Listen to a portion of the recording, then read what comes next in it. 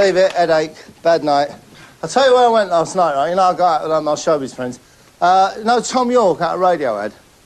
You must know Tom York out of Radiohead. Only like the biggest pop star in the entire Western world. I went out of him, right? I'll tell you why. He phoned me up. He's in the right state. He's just broken up with his girlfriend. He used to go out with Raquel out of Coronation Street, the one who dumped Curly and went to live in Malaysia. He used to go out with her and they was going to get married, but she wanted to keep her own name, like a lot of actresses do, and have a double-barreled name. And then she called the wedding off because she realised she'd be Sarah Lancashire York, which is pretty ridiculous. And then he gone out, you know Sheryl Crow, big pop singer? Kind of very attractive in a kind of camel sort of way. Every day is a... He went out with her, and she had exactly the same problem. She called it off because she thought, I'll wind up being called Cheryl, your crow. And then, how ugly is that? Oh, here you go. This is a bit of gossip that'll probably be coming out. It will be coming out soon, so I might as well show it to you now. This is me. I've joined Prodigy. What happens is he runs around going, I'm a fire starter, and I go behind with a big bucket of sand. Like that. Because, you know, it can be dangerous, this. And also, anyone want some aftershave? Because I'll tell you why, because I ain't going to wear this stuff no more. Because what it is when you put this on, I found that I would just walk into a bar, restaurant, Wimpy, somewhere like that, and just go up to a woman and go, hi, how you doing? Do you want to come home and sleep with me? I couldn't do any... I'd try and, like, chat it, but it was just all... And basically, so I've stopped using it now. Because it's... there you go. Obvious. Very, very ugly thing to wear. What have we got? Oh, do you like the new place, by the way? Do you like it? Yeah. I'll tell you why I'm here, actually, because they said to me, right... I said, I'm Steed. I'm John Steed. And they go, no, we got this other old bloke now. He's going to be John Steed, and we want you to be Gambit. And I thought, bollocks. I'm not going to get me hair all curly and wind up on a coffee advert doing that. So I added it and I've come home. I've come home with the ump like that. What have we got? Oh, here, look. Oh, ructions. Don't talk to me about ructions. You've got no idea. What about this? Scylla come round my house, right? She come round and I said, Scylla, you want to borrow chocolate? And I gave her a chocolate bar, wouldn't eat it. Right? I had to give her that. Right? Seriously, that's all she will eat, Star Bar. So Brucey come round, and I said to Brucey, do you want some pineapple chunks, right? And he said, oh, no, I don't want normal pineapple. And I said, well, do you want star pineapple chunks? And he said, no, Scylla's the star. I want to... Look, this is what I have to buy for him, look. Wonder Star. They're bloody ridiculous. Oh, this shouldn't be here either. Look, I bought this, I walked out the shop without paying for it, look. I'll get in trouble for that. No, seriously. So, I'll tell you what I've done, right? I've had this thing fitted in me wall. It's called a dumb waiter, all right? Basically, what it is, there's a little bloke down there in a dicky bow who can't speak, right? And I'll keep him in the wall. No, it's fantastic, look. Right, say for instance, right? Say for instance you got this, right? What you got there is some sort of commando, some sort of freedom fighter engaged in a fight with a big army. There he is. Obviously a rebel, some coming out of the jungle. And here, look, some perfectly ordinary lemon. See? There you go. What you do is you put it in here. Look. Ready?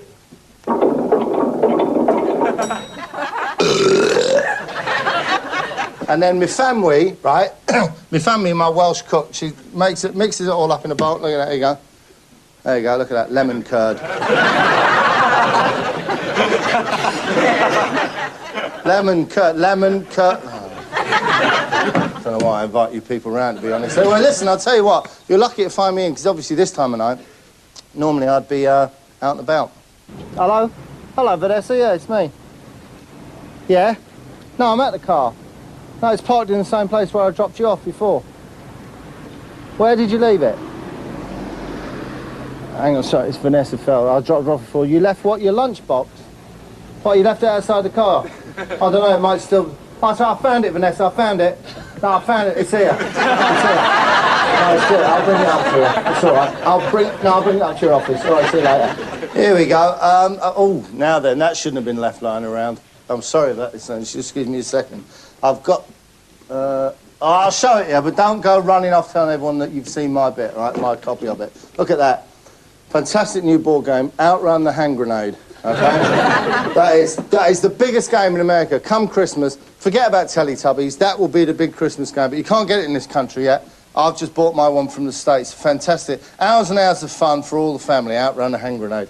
Superb game, but I bet one of my dopey cleaners has left that there, right? I know who it is. It's the baby one. It's all right when Ginger does it. That one always makes a mess for it. Right, I'll tell you what we got, right? So what do you know about me? You know I make all these fantastic programmes, and here's one I made. It's about a very, very good friend of mine in Canada. It's in the United States of America, Canadian border. And fantastic tale to tell. He once met a grizzly bear, the North American bear, which is the most dangerous animal in the world, right? Apart from a lion.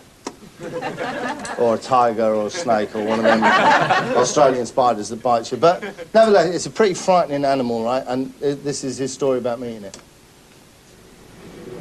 I'm standing here like this, and I'm watching this thing coming at me just streamlined. Now, his ears are pinned back, and the fur's in real tight. He's coming real fast, low to the ground. And now we're on it's not winter then.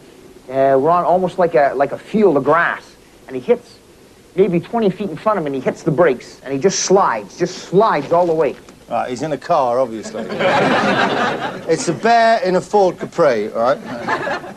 Now, I'm standing here, the old man just ends up right here, just like this, that close. Now, he's about like this, and he's looking up at me like this. Now, I've lost all my faculties. I've shit myself, I've pissed myself.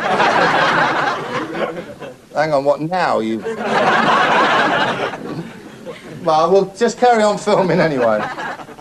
And I'm all done. I'm standing there, and I am just absolutely shell-shocked. And I'm looking at this bear, and it wasn't so much the size of the bear or those little beady eyes for that massive skull. Those little beady eyes that just sink back. It was the stench. Which, funny enough, is exactly the same story as the bear tells. It wasn't just your size or your little bit, it was the stench, man. Oh, that son of a bitch. I mean, at this distance, he's here now. And I'm right here. And I'm looking at him like this. And, of course, I'm not moving because I'm off in another world. I'm so scared. Yeah, you're in the planet of Puma Pantsonia. Anyway, come on, let him carry on, tell his story. And we're playing this game back and forth, looking, and I'm waiting in my mind for something to happen, someone to make the first move. Well, he makes the first move. He comes in with his snout, and just like a horse. I'll tell you the great thing about his bloke. He's telling this story, right, about the bear coming and hitting into him, but he's more than just he's the greatest storyteller because he lives it. He acts it out in the way that I do. Have a look at it. Like a horse bucking you, like this. He snaps me in the chest, everything he's got. So now I fly back. There he is. That's fantastic. So I get back up like this. Because when I'm laying there, and I'm looking at this old man, all the theories of all the experts are coming through my mind now. I haven't read nothing on grizzly bears, but from what I've watched from TV, they say, play dead. Right. Very important point. For any of you people, if you're ever attacked by a grizzly bear, right, you could be walking home, I don't know, Finsbury Park, somewhere like that, whatever. Big grizzly bear comes out, play dead. Just lie down on the ground, have nothing to do with it at all. It will come, it will smooch around you, but don't make any noise, don't make any sound, don't do anything to aggravate the bear. He's a trained woodsman, so obviously that's what he would have done, I think. So what I do is I draw a blade half out of sheath, just like this. Now, don't threaten a grizzly bear with a knife, okay? He doesn't show whether he catches the infraction or not, but I knew damn well he caught it. So I'm looking at this bear, and he's looking at me, and no sound. He's not jaw popping, he ain't swinging his head, he's just looking at me, just like this. So I draw him, and I'm standing there. And I look and I say, all right, old man, you're going to kill me sure as I'm standing here, because your fighting prowess is 50 times mine, and I know I'm going to die. But I am so pissed off with all the bullshit you put me through. I'm going to take both of these before I go down, sure as God made little green apples, and I'm going to shove them right up your ass, and that's a fact. I'm going to shove them up your ass. Don't do that to the bear, all right? And I just stood there, and we waited, and it was like time stood still. And he looks, and he goes like this, just like this, side to side, and... Right, just incidentally, if you go to London Zoo anyway, any animal behaviourologist will tell you that when a bear does that, it means you dopey, red-bearded moron. I'm gonna rip your gizzards out. But funnily enough, no, see what happens, look. I swear to God, if a bear could smile, he could do that. And it was like, yeah, okay, I can see where you're coming from. He turns around, full 180 degrees, and he just walks away. absolutely fantastic. It's an absolutely true story. And what happened, right, we jump forward now in his story several years, because what's happened is he's been so moved by this experience that he wants to meet the bear again, OK? And to do this, he designs a suit. He's got a 7-year quest to design a suit which will protect him from a bear attack should he achieve his dream of meeting the bear again. So anyway, let's jump forward, and here he is. After 7 years of work, Troy Hurtubise has designed and built a suit of clothing that is guaranteed to protect him against a grizzly bear attack. Troy's on the phone. Now, 7 years, and it costs him an awful lot of money, you would build a fantastic NASA state-of-the-art suit. What you wouldn't do is knock up some dopey Buzz Lightyear lookalike thing. From North Bay, Ontario. Hi, good morning. Good morning. How are you? Fine. This time you've done it, eh? Well, it's taken a while, but like I say, yeah, finally we got there. You've a couple of other times. Yes, we have a couple of times over the years. But this is the suit. Yeah, this is the suit. $100,000 later. $100,000. I don't know what your relationship's like, but if I was to arrive home and say to my, hey, look, $100,000, yeah. Hello, goodbye. Absolute nonsense suit. But there it is. That's going to protect him from the grizzly bears. But obviously, you've got to test it. You've got to put it through rigorous scientific testing. And hey, I mean rigorous scientific testing, all right? The log is going to want me. Are you ready, Troy? I'm ready. Let's go.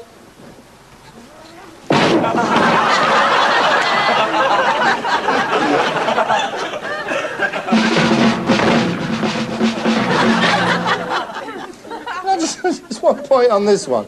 They've shot the suit with the gun. Fine. It hasn't penetrated the armor because it hasn't burst the balloon.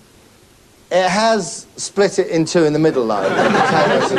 Anyway, let's carry on. Just one thing. I don't know if you're with me on this, but I'm noticing a basic design fault in this suit when it comes to tackling a grizzly. But let's carry on.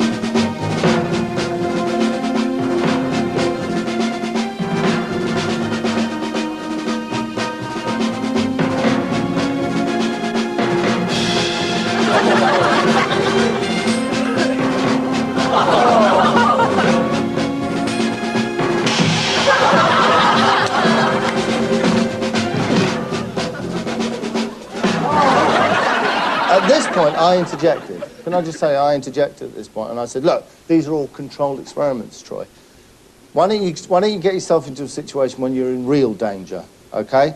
Danger that you can't control. So what he did, very bravely, is he went into a biker bar. Has anyone ever been in a biker bar? He went in a big biker bar, and he uttered the immortal phrase, bless him. Hey, which one of you camp faggots owns the Harley Davidson outside?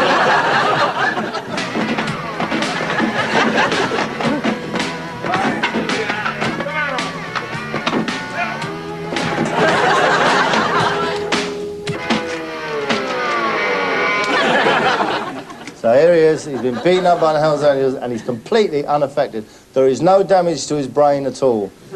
Just look at the way he's acting, perfectly normally.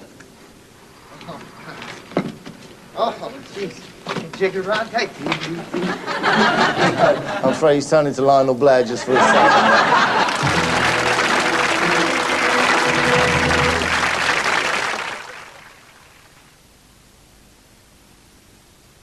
New on shelf today, Surf Lemon Fresh. Fantastic whites with natural lemon. Smells as clean as it looks. And of course it carries the lever...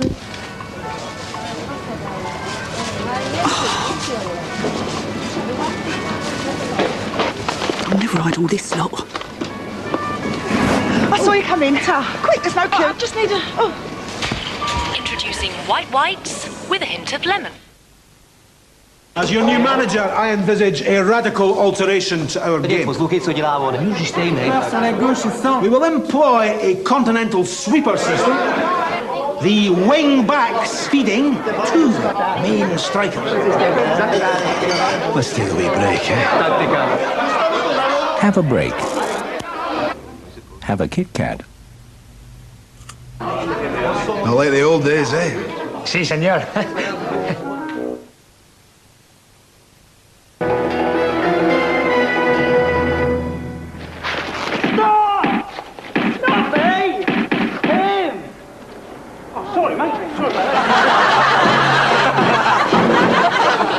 Now, I'll tell you what I'm going to show you. I was showing you my man with the grizzly bear. We'll come back to him in a minute, but oh, that's a hell of a long walk in the new house.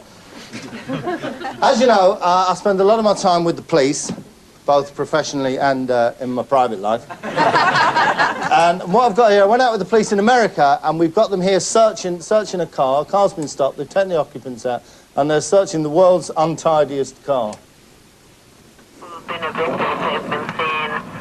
Wandering around the back of the complex tonight. I don't know if they're there this time. That's lovely. 2239. 290 County, is there any dope dogs on the air? Now, he's asking for the dope dogs. There was a bag in the car that had some residue in it, so I'm going to have one of the drug-sniffing dogs come by and... Now, a drug-sniffing dog, don't be misled by this. In this country, that is a dog that can go through your bags, go through your satchels, go through your handbags, and sniff out any drugs that you've got. Don't worry, we haven't got them here tonight. But in America, it's a different thing. A drug-sniffing dog is a dog that sits around the station all day sniffing drugs. And they're completely gaga. Look, here's one here. They've said, go and get in the car. Go on in the car. Go on in the car. No, the car. No, the car. The big metal thing there, the car. In you go. I'll go in. Right, now, while you're in the car, Rover, just search through and find any drugs. No, don't have a sleep. Don't wee on the seat. And don't sniff my crotch, Rover. So, what we've got here is the big dog in the car, and you might notice on the embankment the 3 occupants of the car. Oh, we got a runner. Sorry, the 2 occupants of the car.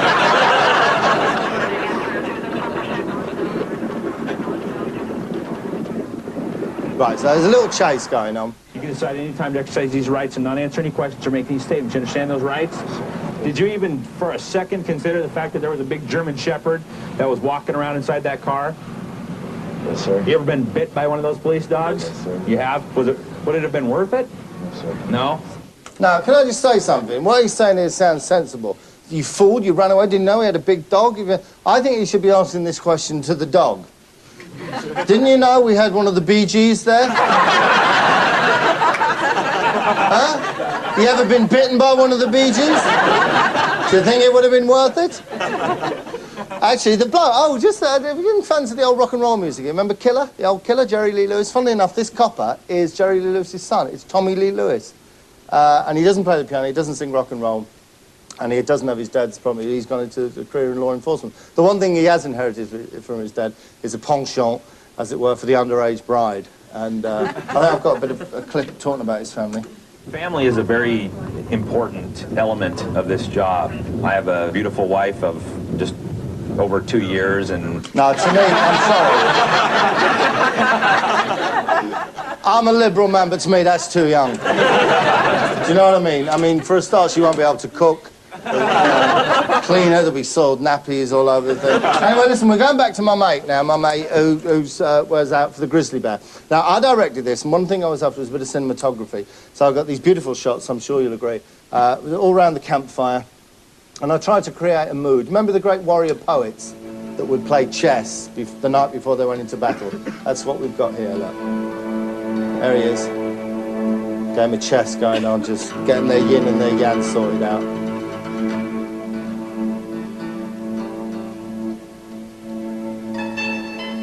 Beautiful juxtaposition there of the knife and the chess.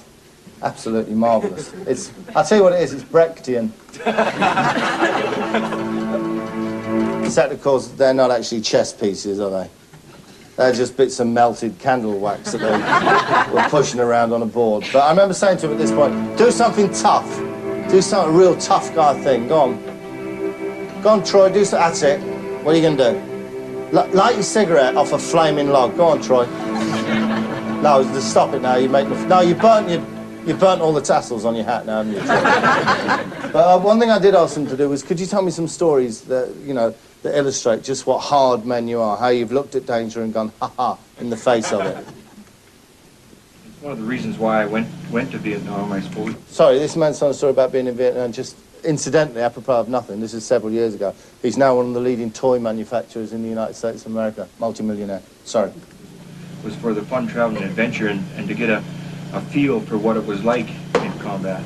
We were out on a mission that had a real quiet area of operation. Nothing happened. and we were getting fidgety and needed the fix, and so we played the game that we called Outrun the Hand Grenade.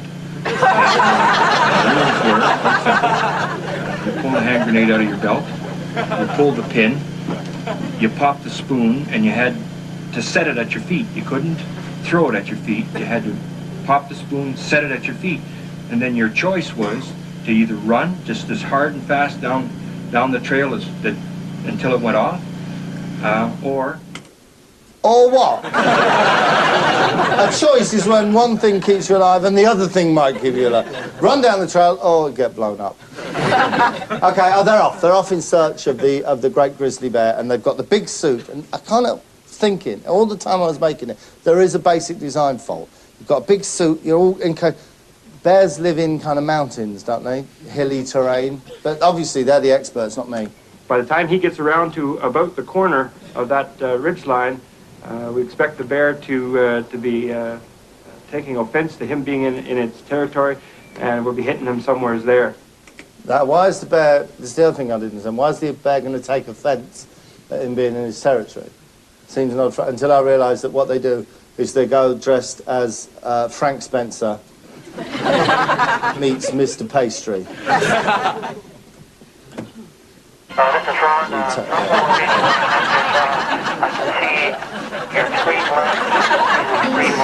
No, you would take offence. Anyway, come on. Now, this might sound a little crazy. I mean, all this research and all this time and hope and stuff like that, but my honest opinion, if a grizzly's feeding on that food up there that he's killed or whatever, wherever he is, I'm going to round that bend, and he's going to take one look. He's going to be gone so fast, make your head spin. Right. You're going to get the stuff on, the big, heavy armour, OK, to protect you from the bear. You're going to walk up the hill, across the little lake, through the trees, and round the corner to the bear, and he's going to be frightened and run away. Well, I think we all want to see you do that, Troy. So we're with you 100%. Off you go, off into the mountains, and take on the grizzly bear. Oops.